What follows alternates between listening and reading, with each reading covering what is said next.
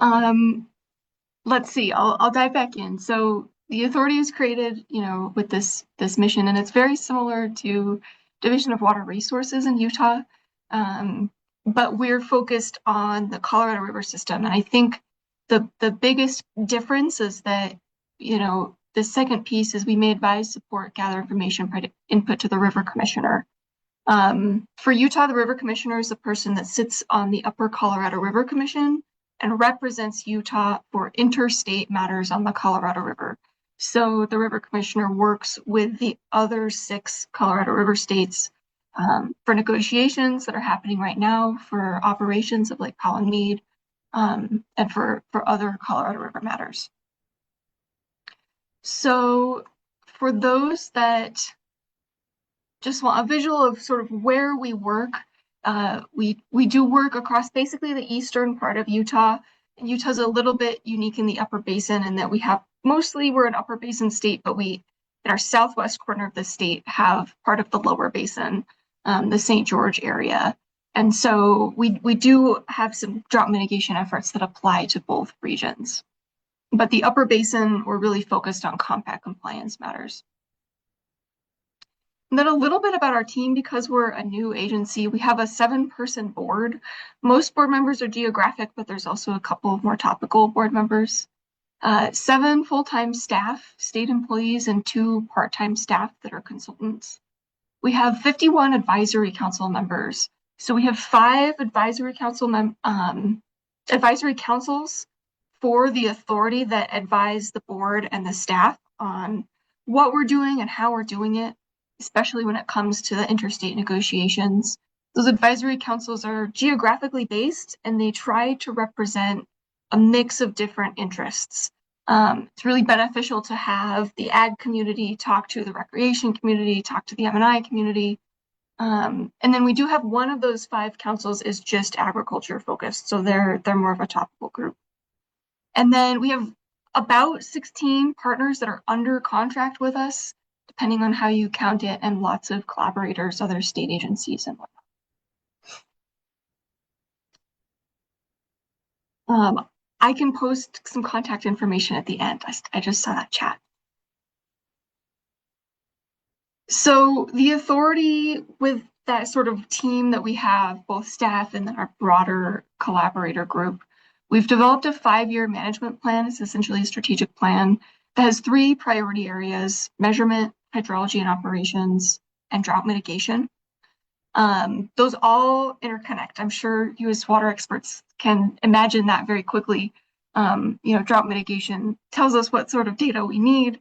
Hydrology and operations also tell us what sort of data we need, and then we put that to practice with drought mitigation. So the way we work is we have this 5-year management plan, and every year we do a 1-year work plan. We're about to start our 4th work plan. It'll be approved hopefully this June. So moving from sort of just an overview of the authority into one of our foundational data analysis projects, the agricultural resilience study. This study was started by Central Utah Water Conservancy District. That's a partner that we work with. And really it was sort of a lay of the land analysis that was motivated by these destabilizing factors that I've listed. So, I imagine this group is intimately familiar with the destabilizing factors on the Colorado River and across the West: hydrology and climate change, population growth, post-2026 reservoir operations, so policy of the river, federal funding and policy, and then the 1922 Colorado River Compact and compliance with that compact. And so kind of understanding that river operations, water supply is impacted by all of these moving parts, we wanted to zero in on how can we create a more resilient water supply, particularly in agriculture. So the way that we started to think about this was conceptually with this chart. On typical years on the left, you have an ideal sort of water supply and an ideal crop yield. And then when you have dry hydrology, you have a lower water supply and you lose crop yield. And ideally what happens is this next concept, where if you can find ways to reduce your water consumption on good or normal years, then the leftover water could be essentially another crash crop or leasable asset, potentially. That water could be saved, it could support compact compliance for the upper basin states. And then on years where there's dry hydrology, maybe there's not excess water to give to the system, but the yield could ideally be, about the same, or you wouldn't be using as much yield, losing as much yield.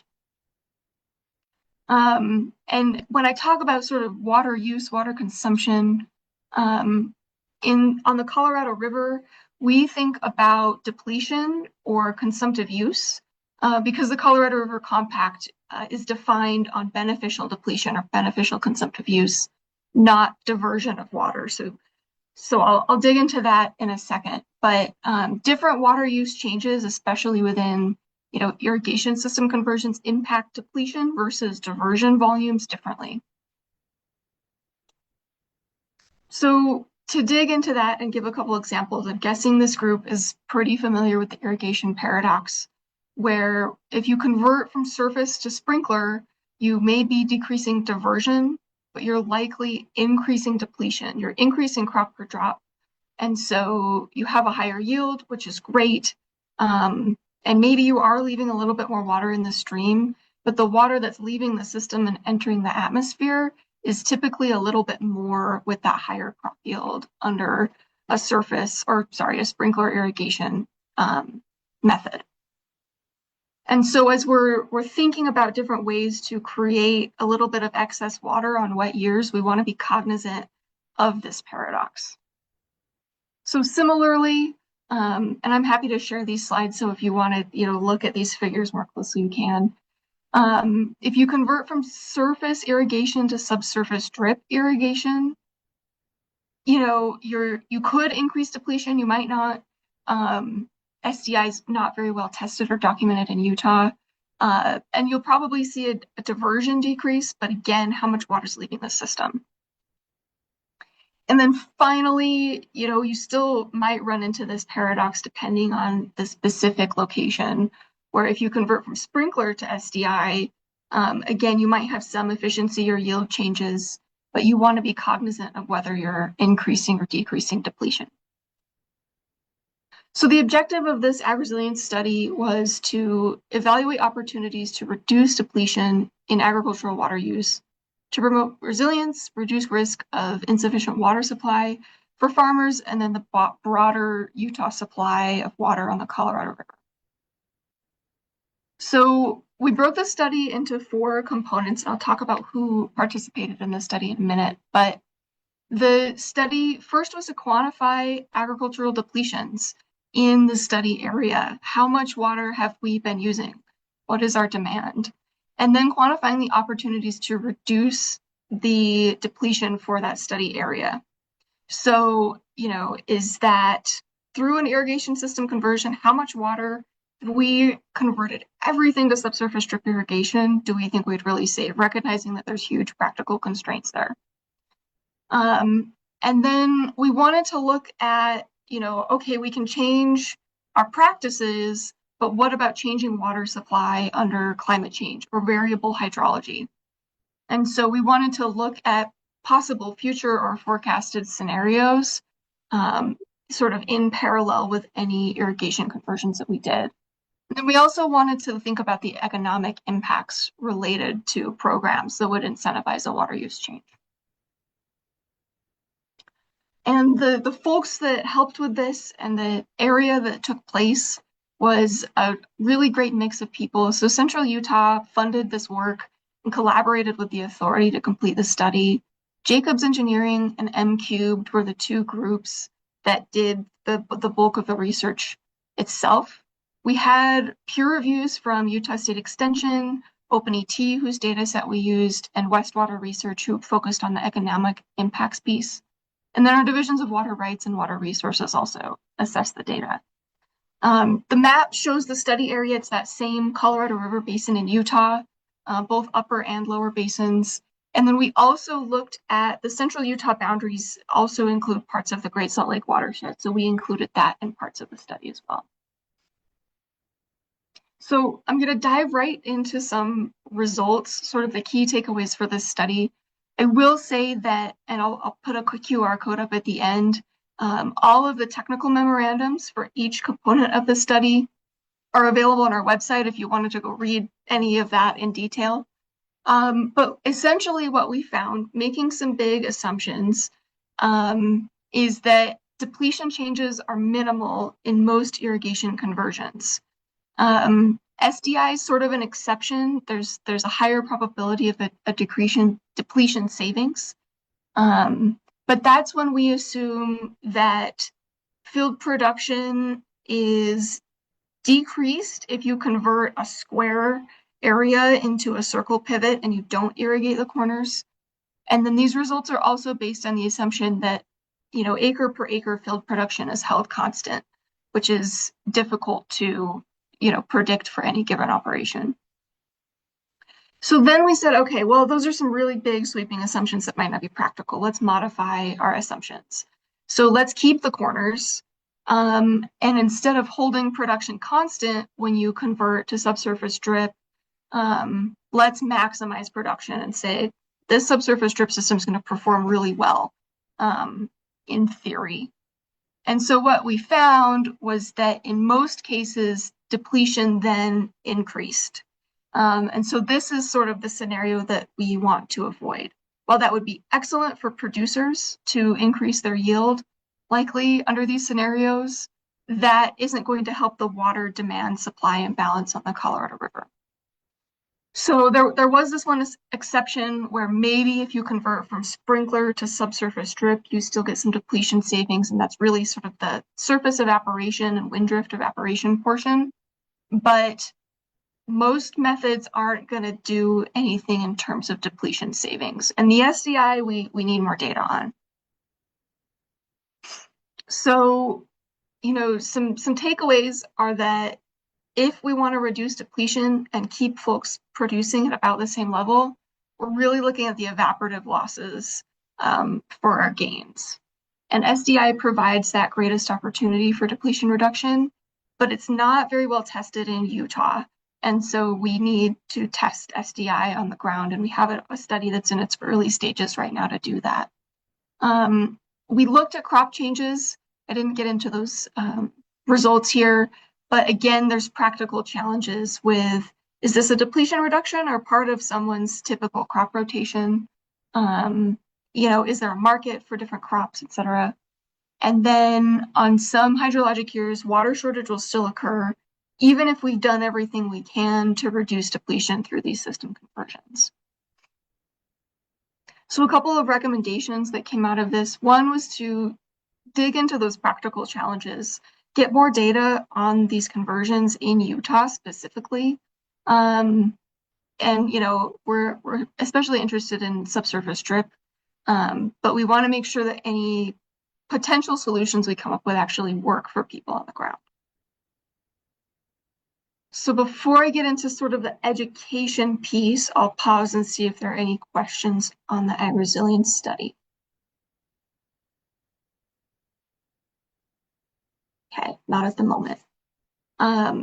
So moving from sort of a desktop study where we said, what is our potential opportunity to become more drought resilient in Utah? Then we looked at, okay, a gap that we identified as we were starting to do this study is not just what are we going to do, but how are producers going to be equipped to implement these changes, which isn't so much sort of a water data analysis piece as really an education need. So that is where the AgDrip team and Utah State Extension come in. Silas is here. So Silas, chime in if you want, but I'll give a high-level view of AgDrip. So again, in partnership with Central Utah Water Conservancy District, the authority funded this 5-year pilot program with Burdette Barker and Matt Yost as sort of the PIs for the program, and then Silas and Elisa as the program coordinators, or the folks that are on the ground installing instruments, working with producers really directly.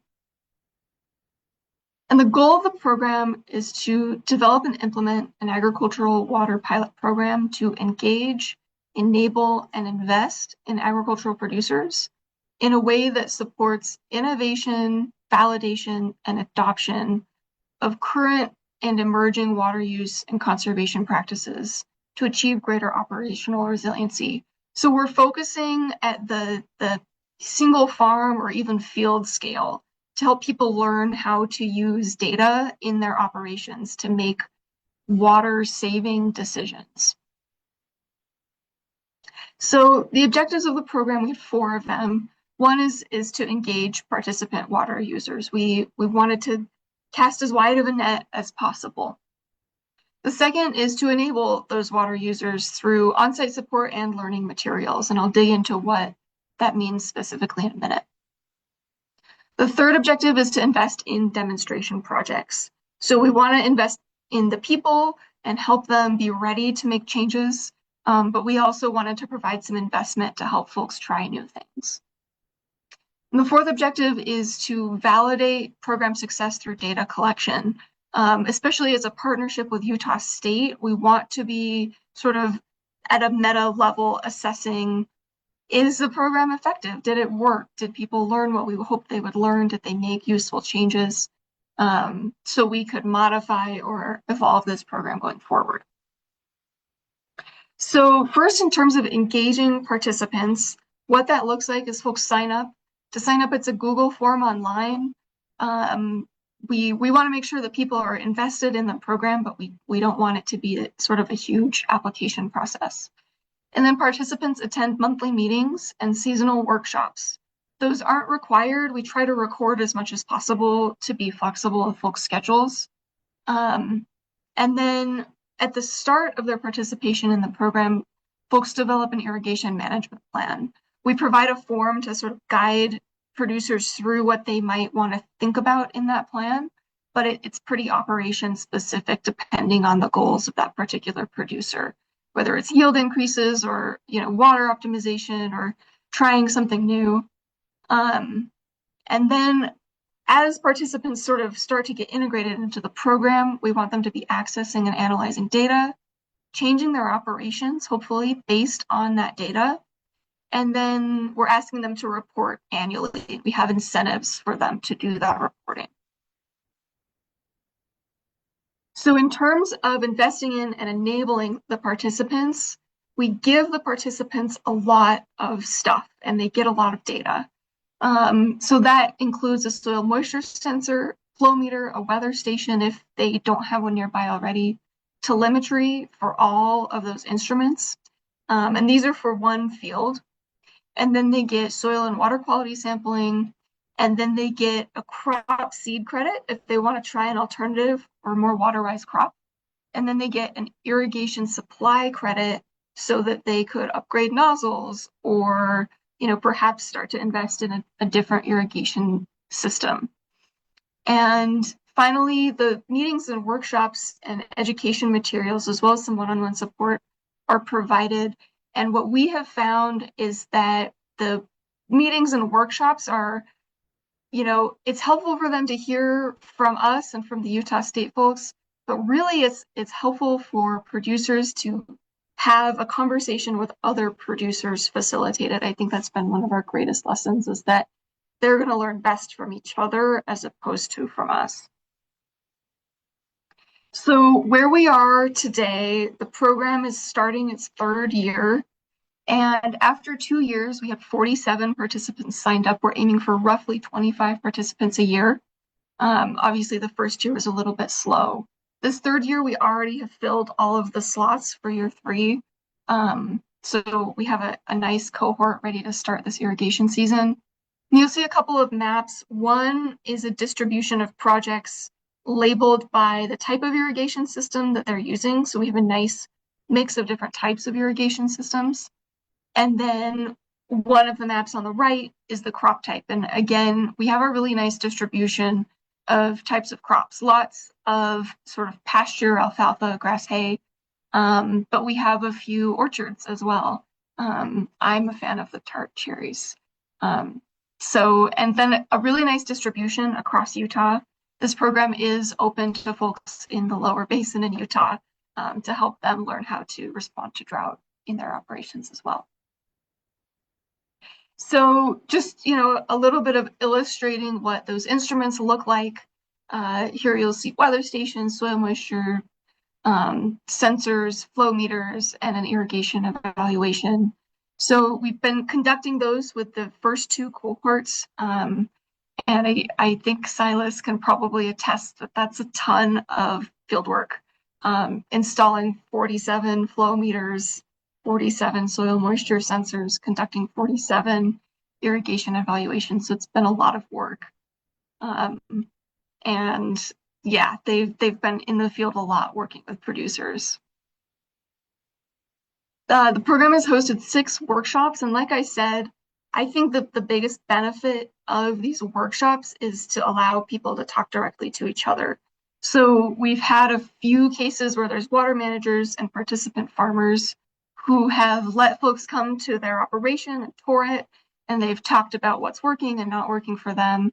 And in Utah, we find that folks, maybe in the northern part of the state, the Uinta Basin or the Price area, are talking to one another, but they don't sort of get across into those other regions as often. And so this provides a space for that.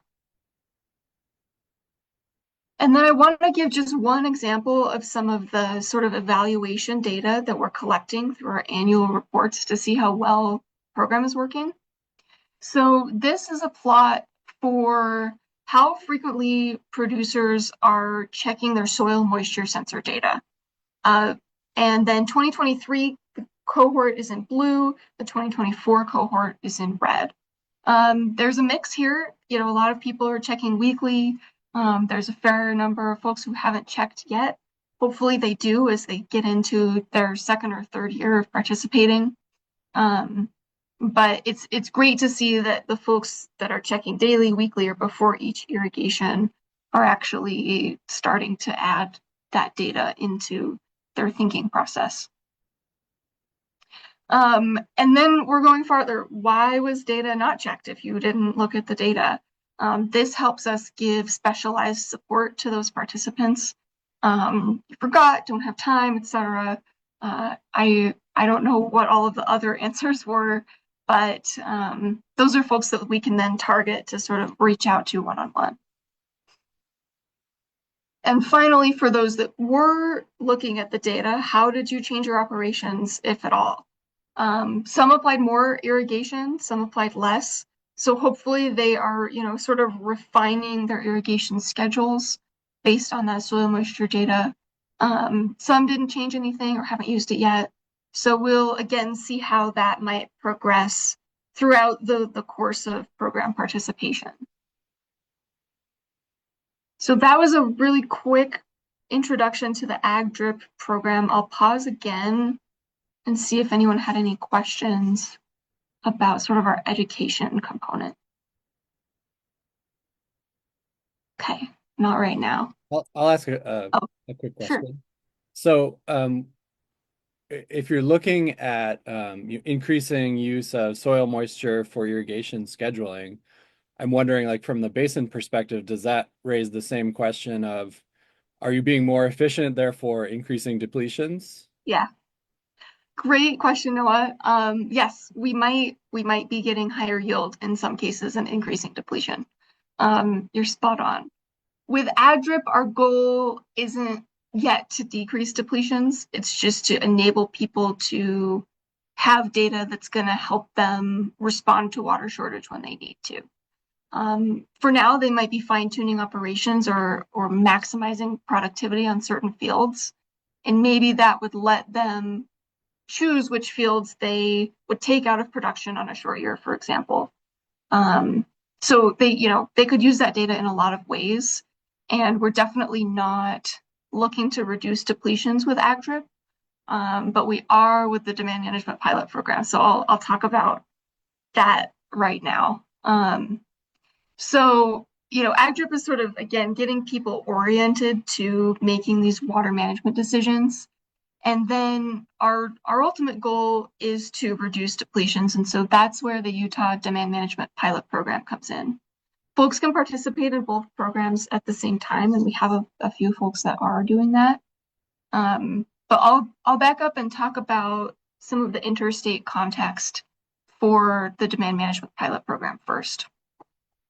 So, while the ag resilience study and ag drip are focused on sort of opportunities within Utah, demand management is looking at the needs that Utah has at the interstate level to meet compact compliance.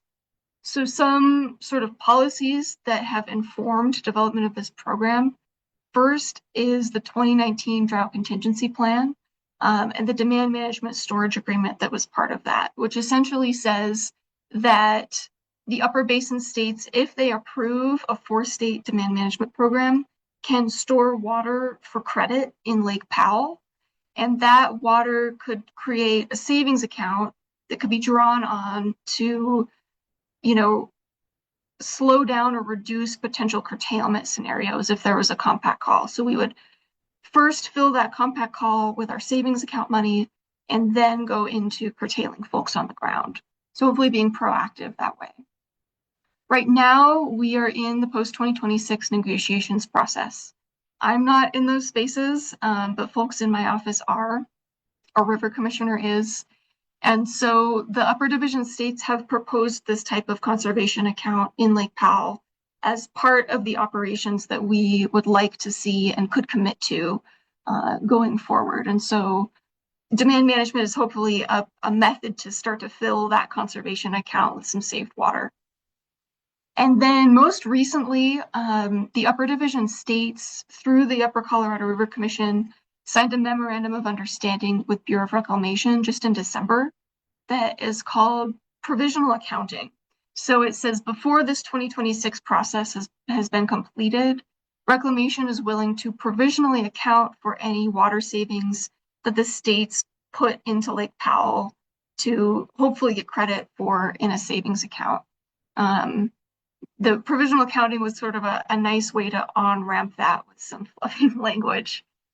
So moving from the interstate sort of policy space that's motivating demand management into the intrastate code that allows us to do this in Utah. This is Utah Code 73330 subsection 4. If you really want to read it, I have a QR code. But this was passed in 2023, so it's a change to the Utah Water Code that's really recent, and we're going to test it for the first time over the next couple of years.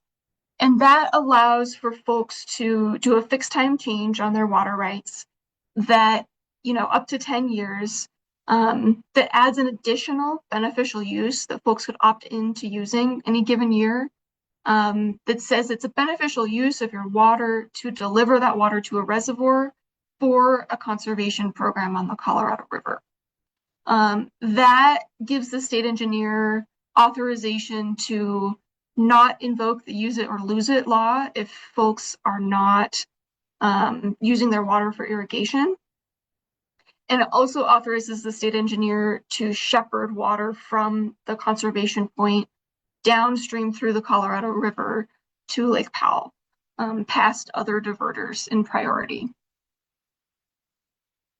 So what those change applications look like then, sort of narrowing in on policy even further, you submit a change under this Utah code, and then we're only shepherding the depletion part of the water, and that shepherding and that water is really going to depend on geography. So the map that I have on the right, it illustrates what a long way safe water might have to go.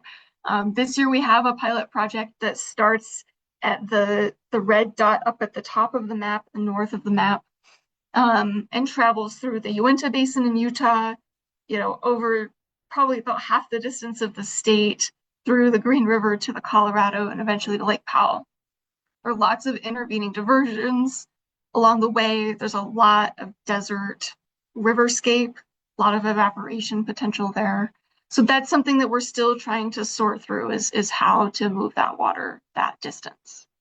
For consistency, right now we're identifying a point of return for water rights to sort of release control of that water, or say it's delivered to Powell at the USGS gauge at height. So that's sort of the policy space. Then we layer on the program itself. into the policies that we have to work with. So our purpose right now is to inform a full-scale program. This is a pilot program, and we are learning lessons along the way, and will likely change going forward. But we want to maintain viable agricultural communities by facilitating temporary, voluntary, compensated, and protected conservation of water use via depletion reduction by water users with the goal of ensuring continued compact compliance. This is a little bit contradictory. Water depletion reduction often will result in reduced yield, but we hope that by folks doing temporary and voluntary actions, and protecting that water to get credit for it, we are mitigating folks getting cut off in an involuntary way where they don't get compensation. So hopefully, we can reduce either less productive land, or in small sort of rotating ways, we can reduce depletion instead of sort of unpredictable cuts coming down, and really harming small businesses.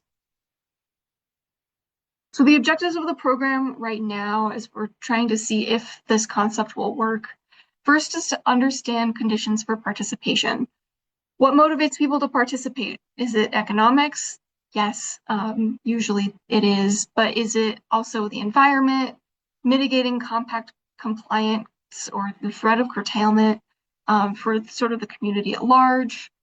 So what motivates people to participate, and what type of things are they willing to do to participate?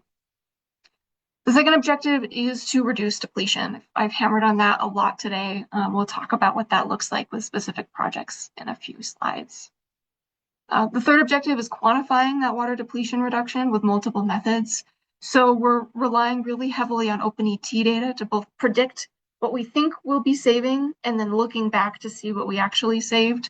But we are also doing in-stream flow measurements, diversion measurements where we can, comparing that with sort of water rights administration, quantification. Water rights in Utah uses duty values. And so, they have sort of rigid definitions of diversion and depletion. The fourth objective is identifying state and federal regulatory processes to distribute and account for water, or to shepherd that water and actually see how much makes it downstream. So that's sort of handling all the policy elements I talked about earlier. The fifth objective is figuring out how feasible it is to store water. It's pretty feasible in Lake Powell, but we do evaporate a lot in Lake Powell, so we're interested in storing water in upstream reservoirs as well.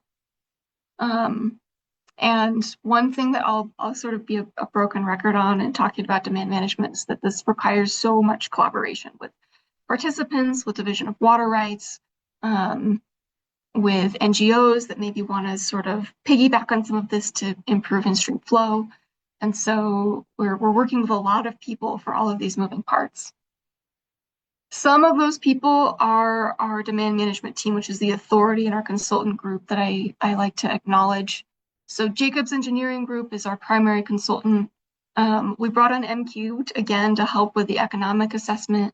Clyde Snow, Hanson Allen Luce, Precision Water Resources Engineering, and Utah State Extension. So you'll see some familiar faces here. These folks that have some of this context were brought into one contract to help us with the program. Then along with contractors, we have several key collaborators. Division of Water Rights, Water Resources, and the Utah Geological Survey all support in different ways. We work with the Utah Department of Ag and Food that funds irrigation conversion projects right now through the Utah legislature. So we're trying to not duplicate efforts, but sort of synergize where their infrastructure funding can come in and our water funding can come in. And then our 5 advisory councils, among others. So again, sort of moving from who into where this program is taking place. Because this program is focused on compact compliance, it's only an upper basin in Utah program right now. We need safe water to be able to flow through Lake Powell and past Lee Ferry. Still a really big area though. So a little bit about our timeline and approach for setting up the program. We procured that group of consultants 2023 into 2024, and over the last year have been developing the program. So what types of projects are we looking for?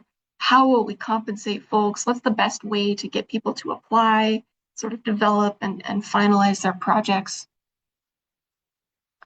Over the last 5-ish months, we've been working on project selection and design. So we opened a request for proposals. I'll talk about what we got in terms of proposals in a minute. And right now we're transitioning into program implementation and evaluation. Irrigation season has begun and projects are happening. And so we're verifying and then evaluating our success. So in terms of the types of projects, we have 3 project types. I'll talk about those in a minute. But every applicant brings a water right change application. So this year they have to have submitted that change application for their project to move forward. In the future, we would like folks to bring an approved change application so we know for sure that we can shepherd their conserved water through the system. We set a minimum of 40 acres or 40 acre feet of conservation, depending on the type of project, just to manage sort of our administrative burden for the program. And then they have to reduce depletion. We provide compensation for depletion reduction and then technical support. This is a new program, and so we want folks to have resources through the authority or be connected with other programs that could help. So cue AgDrip to help folks with measurement and planning. So in terms of the 3 project types that we were looking at for this year, projects could be, I'll note, either 1 or 2 years, depending on the preference of the applicant. Some folks wanted that certainty, and others wanted to be able to experiment for just a year. But many participants in the system conservation pilot program that's happened in the past said that they would really prefer a multi-year contract so they can plan their operations better. And then we had a $5 million budget in appropriations from the Utah legislature, so one-time state funds for this program. So the first project type was either a partial or full season temporary fallowing project. I seem to be getting a reputation as the person that uses the F word in Utah and talks about doing some fallowing. We do emphasize in our program that we want responsible fallowing that is, managing, mitigating weeds and dust so that that field can go back into production. One other knob we're interested in experimenting with is not letting folks fallow the same acreage for more than a couple of years. So really sort of through program requirements, forcing folks to rotationally fallow if they participate over a long period of time. We, based on our economic assessment, found that about $390 per acre foot of conserved consumptive use or conserved depletion would make folks whole if they forego a crop of alfalfa with a typical yield in the Colorado River Basin in Utah based on the current market. This we estimated would get most folks about the same income that they would have if they farmed. And we estimated that depletion savings with Jacobs and using OpenAT data. The second project type we looked for was irrigation system conversions. So this is what I was talking about with the ag-resilience study and what we're helping to facilitate a little bit through AgDrip, which would be if folks can reduce depletion a little bit, most likely by converting to subsurface drip, they could earmark that saved water for this program and get compensated for that saved water, which hopefully would be an additional incentive to participate in the program. Because they're still getting a crop, we compensated these projects at $150 per acre foot of conserved consumptive use, just to really incentivize folks to give that water to our program. And then again, depletion was estimated by Jacobs through OpenAT. The third project type we looked for this year was a storage forbearance or lease change project. That's where folks have excess shares that they typically lease to community members, which is pretty common in Utah. They would then lease those water shares to our program. And again, a lower compensation rate there because folks aren't forgoing a crop. In terms of the applications that we received, the interest we received this year, we had 27 applications for a proposal of about 22,600 acre feet per year if we had accepted everything. And that would cost about 6.3, 6.4 million per year. We had 19 fallowing applications. We did not get any irrigation system conversion applications. I think too many steps for folks given a compressed timeline that we had this year, and 8 storage forbearance or lease change applications. Most of the savings and most of the budget was in these fallowing projects. Many people had participated in the System Conservation Pilot Program, which is a 4-state UCRC initiative. And then some interest in the storage forbearance or lease change projects. I will flag we had one applicant, Central Utah Water Conservancy District, that you've heard about, who was able to contribute some storage forbearance water and did not request compensation. So in terms of selected projects, we accepted 14 applications based on pretty in-depth selection criteria and scoring that we provided to applicants when they submitted their application. We estimated about 22,000 acre feet of depletion reduction over 2 years. So about half of our total estimated depletion savings if we had been able to accept everything. And our budget was about 4.2 million spent over 2 years. So we have about 700,000 remaining for a second cycle of the program. One big asterisk on those selected projects is that they have to have submitted their change application to execute a contract with us, and then they have to have an approved change application by March 1st of 2026 for that second year to kick in. What that looked, oh, I went too far.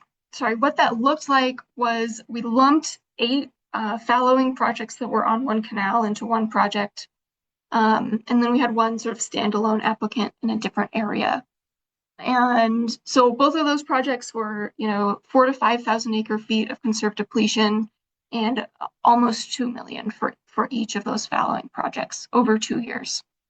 Storage forbearance is more cost effective. We got about 4,000 acre feet or up to 4,000 acre feet of conservation for about $600,000. And then the storage forbearance was central, that was at most about 9,000 acre feet and no cost. So that's what I have on demand management. We'll see how implementation goes throughout the year, what we really save, what distribution and accounting looks like.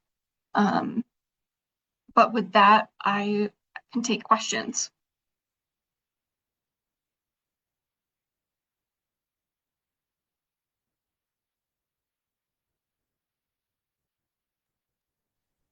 I guess Amazing, Lily. Yeah, thank you so much. If anybody has a question, go ahead and jump in.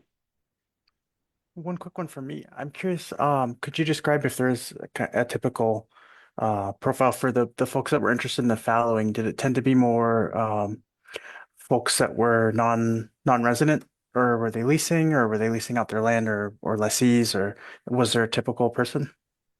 Yeah, with the projects we accepted, so we did want to be cognizant of that. I think most folks owned their property. It was more of a mix in system conservation pilot program. Part of that is that change application requirement was a barrier. So folks that are shareholders on a canal company, their canal company had to do the change application for them. And we had a canal company that was willing to do that. But if you didn't outright own your water rights, it's really difficult to do that change application. So that sort of forced it to be folks that own their property and either were working with their canal company or own their water rights directly. It's an issue that people definitely raise, is how, is the landowner sort of forcing their lessee off of their land to get compensation instead? And so we're still sort of figuring out how to mitigate those secondary impacts. And it might be, at least for the next few years, that we just don't allow land that's been leased to be enrolled in the program. Yeah, thank you. Yeah. And I guess if no one's jumping in, I have one follow-up too. To what extent has the savings about account been a compelling kind of motivator or for the broader ag community? Yeah, we have a lot of education to do in terms of what compact compliance means. And so as we've had that conversation of, a lot of people fear sending their water to California. That's sort of in rural Utah, the bad guy. Definitely not a bad guy. California produces, an amazing amount of food for us.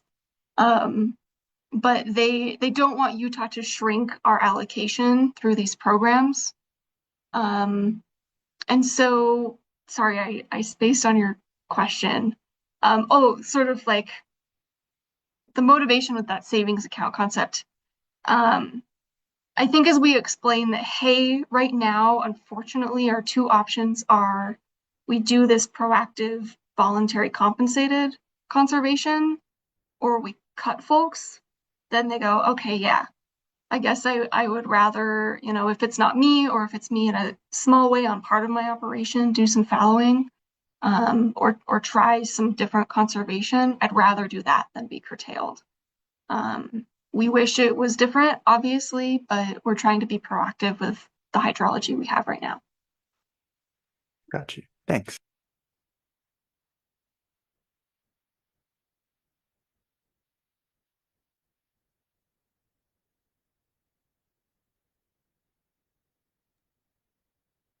Okay, if no one else has a question, I'll go. I'm wondering about the role of groundwater in all this. Like I'm thinking of like the lower Rio Grande in New Mexico where they had big cutbacks in surface water allocation, and so a lot of producers switched to increasing groundwater. And so I'm not as familiar with, what groundwater resources there are, but is there a concern of like, switching sources and then increasing the depletion indirectly like that? Question, and my answer is we haven't quite gotten there yet. Um, so it sort of remains to be seen how, especially in a curtailment scenario, if we cut surface water rights, would we also in priority cut groundwater use? Is that really going to help us meet our leaf area obligations? Or, if we reduce our surface water use, are we then transitioning to groundwater use? We haven't quite gotten there in the Colorado River Basin in Utah. We don't have a ton of groundwater use at this time. In the Sevier River Basin in Utah, which is sort of the least talked about of Colorado River and Great Salt Lake, groundwater is a huge issue. We do have many groundwater management areas in other places in the state. So I could see us needing to pay more attention to it. We haven't yet. I certainly think we need to be building that into our policies and programs, though. Good question.